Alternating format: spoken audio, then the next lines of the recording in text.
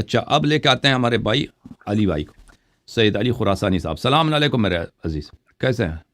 علیکم السلام علامہ ورحمۃ صاحب، اللہ وبرکاتہ. آپ کیسے ہیں؟ خیریت سے؟ اللہ تعالیٰ آپ کو عزت دے. تھینک یو سر، اللہ آپ کو عزت زندگی دے، بہت مہربانی آپ کی. میری جانب سے اور میرے گھر والوں کی جانب سے بھی آپ کی خدمت میں سلام عرض ہے. بہت مہربانی آپ کی. میرا بھی آپ کو بہت بہت سلام ہے میرے عزیز، میرے بھائی. جزاکم اللہ خیر. مولا آپ کو سلامت رکھیں. آپ جو کام کر رہے ہیں قبلہ بہت ہی بہترین اور بہت ہی عمدہ کام کر رہے ہیں، اللہ چاہے وہ تعالیٰ آپ کو تسنن عزت کے دے. حوالے تھینک سے یو ہو، سر. چاہے وہ آغا جان. سوال یہ تھا کہ ابھی چونکہ آپ نے ایک ایسی قید لگا دی ہے ذاکرین پر کہ وہ آنا بھی چاہیں تو وہ آ نہیں سکتے. قرآن سنا دیں. آپ نے جی قرآن سنا دیں تو وہ یہ ایسی آپ نے قید لگا دی ہے نا کہ اگر آنا بھی چاہیں گے تو وہ نہیں آ سکتے. کیوں؟ کیونکہ جی قرآن پڑھنا پڑے گا. جی پھر وہ بالکل. آخر میں یہ ہوگا کہ ہم الحمد سنا دیتے ہیں آپ کو، ہاں بالکل سورہ صحیح فاتحہ فرمایا. سنا دیتا ہوں. وہ تنگ آ کے ہم نے یہ شرط لگا دی نا، تو وہ آپ کیونکہ ہر ایک دیکھیں وہ سب کو حرامی بناتے ہیں یہ لوگ، سب کو سیدانیوں کو یہ زناکار بناتے ہیں، سادات کو یہ کہتے ہیں یہ بغیرت ہیں. قرآن پڑھنا نہیں آتا، حدیث پڑھنا نہیں آتا، کتاب سے دیکھ کر حدیث کتاب سے دیکھ کر نہیں پڑھنا آتا، اور یہ فتوے دے رہے ہیں ہر جگہ کہ فلان چیز حلال ہے فلان چیز حرام ہے. تو ہمیں وہ مجبوری کے تحت کہ بھائی یہ لوگ اس بات کے اہل نہیں ہیں کہ یہ لوگوں کو بتائیں کہ حدیث میں کیا لکھا ہے، کیا چیز حلال ہے کیا چیز حرام ہے. یہ جن کو اگر وہ حدیث نہیں پڑھنا آتا بھائی تم کیسے استدلال کرو گے؟ وہ ادھر آتے تھے نا، میں ان سے کہتا تھا کہ حدیث پڑھ کے سنا، حدیث وہ نہیں پڑھتا تھا. اس کی وجہ یہی تھا کہ وہ نہیں پڑھ کے سنا رہا تھا. میں کہہ رہا تھا بار بار کہ متن پڑھ کے سنا دو بھائی، اور پھر متن نہیں سنا رہا. پھر میں کہتا ہوں یہ وجہ بتاؤ کہ تم متن کیوں نہیں پڑھتے، پھر بھی ساکت ہے. اس کی وجہ یہ ہے کہ ان کو پڑھنا نہیں آتا. ان لوگوں کو وہ کتاب ہاتھ میں بھی دے دے نا، یہ حدیث وہ نہیں پڑھ سکتے یہ ذاکرین. پھر وہ کہتے ہیں فلان چیز حلال ہے فلان چیز حرام ہے. جی سر، اللہ آپ کو عزت دے علی صاحب خراسانی بھائی. ایک میں ایک دیکھتا تھا آپ کی ایک ویڈیو نا، تو اس میں وہ ایک علامہ صاحب کو آپ نے بہت بہترین انداز سے قرآن پڑھوایا تھا. تو ان کو آپ نے جب کہا کہ بھائی قرآن پڑھو، وہ دیکھ کے بھی نہیں پڑھ پا رہے تھے، اعراب جی کیا لگا تھا اور اعراب وہ کیا پڑھ رہے تھے. صحیح. تو ہاں آغا وہ جان بیچارہ، سوال میرا یہ تھا. اب اس کا میسج آیا ہے، پتہ ہے اچھا پتہ ہے کیا میسج آیا اس وہ کیا اچھا کہتا ہے؟ کہتا ہے اللہ یاری صاحب اعلان کر رہے ہیں کہ علامہ صاحب کی نظریں کمزور تھیں اس لیے وہ نہیں پڑھ سکے. تو میں اللہ یہ اعلان کر اس کی نظر کا مسئلہ تھا. اس کا میسج ہے، کہتا ہے اللہ یاری کو اعلان کر دو پلیز کہ علامہ صاحب کی اینک کی پرابلم تھی، گلاسز کی پرابلم تھی، اس لیے نہیں پڑھ سکا. جی ہاں.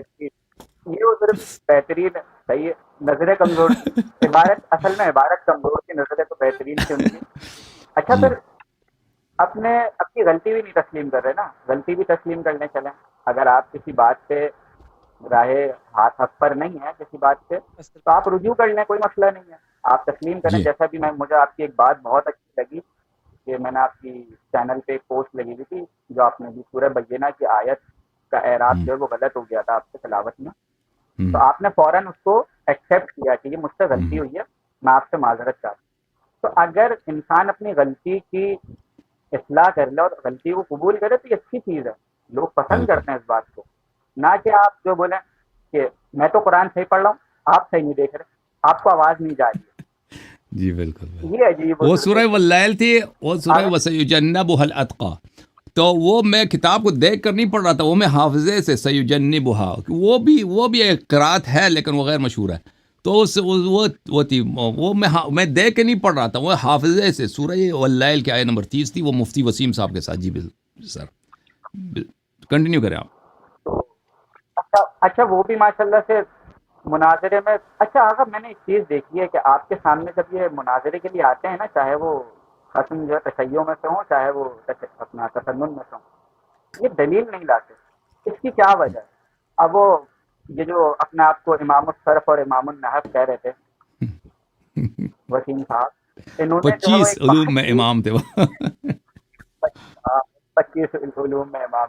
تو انہوں نے ایک بات کی تھی کہ بھائی میں تشیع کی کتب کو نہیں مانتا، لہٰذا میں اس سے دلیل نہیں دوں گا.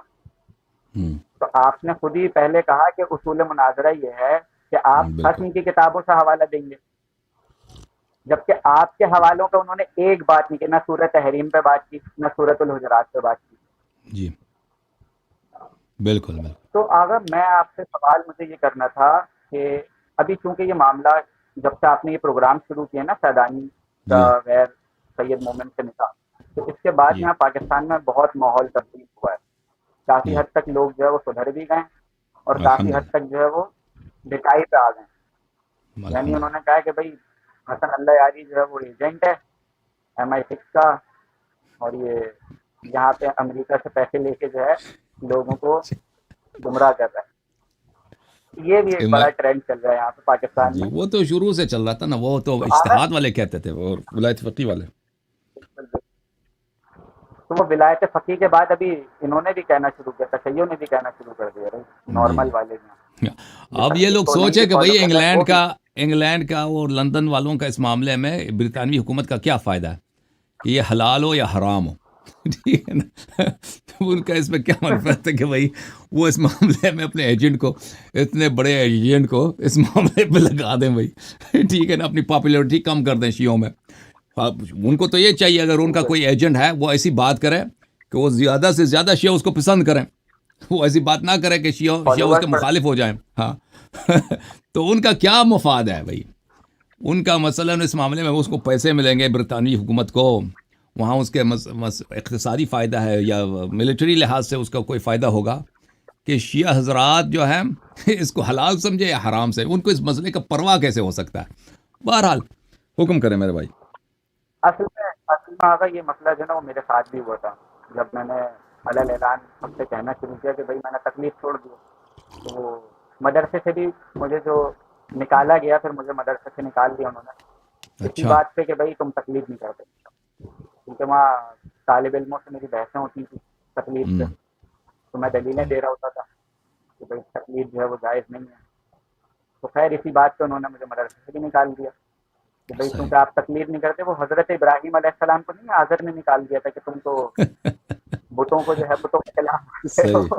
ہاں. تو اچھا یہ بھی ان کا جو بہت اچھا، پھر انہوں نے مجھے میرے خلاف بھی بڑی سازشیں کی کہ MI6 کا ہے، MI6 سے جو ہے اس کو پیسے ملنا ہے ٹھیک ٹھاک، یہ فنڈنگ وغیرہ. تو میں نے وہاں ایک جملہ کہا، میں نے کہا MI6 مجھے پیسے نہیں دے رہی، میں MI6 کو پیسے دے رہا ہوں. میں خود اچھا. MI6 کو، اگر تم نے بھی ایجنٹ بننا ہے تو آ جاؤ ہمارے پاس، ہم اچھا تمہیں ایجنٹ ماشاء بنائیں گے. اللہ ماشاء اللہ. تو آگے جان بس یہ کہ ابھی آپ نے موقع ہی نہیں دیا ہے کسی کو کہ میں سنتا کچھ استفادہ کرتا آپ سے مزید. آپ نے اتنی خطرناک شرط لگا دی ہے قرآن شریف کی تلاوت کی. ان کو تو ہم نے تھوڑا سا کہہ دیا رحم بھائی وہ کریں ان پر. پرائیویٹ میں میسج دے دینا کہ ہم امتحان نہ لیں، پھر وہ ان کے لیے استثناء قائل ہو جائیں گے. بھائی آپریٹر صاحب سے کہہ دیں کہ بھائی ہم سے یہ امتحان نہ لو، ہم آئیں گے، تو پھر ہم وہ قرآن نہیں سنیں گے ان سے. ٹھیک ہے نا. اوکے میرے عزیز خراسانی صاحب، اللہ آپ کو عزت دے. تھینک یو میرے جزاک بھائی. اللہ خیر. بہت اچھا گھر لگا والوں آپ کو بات میرا کریں. سلام. جزاک اللہ. اللہ آپ کو عزت دے. Thank you.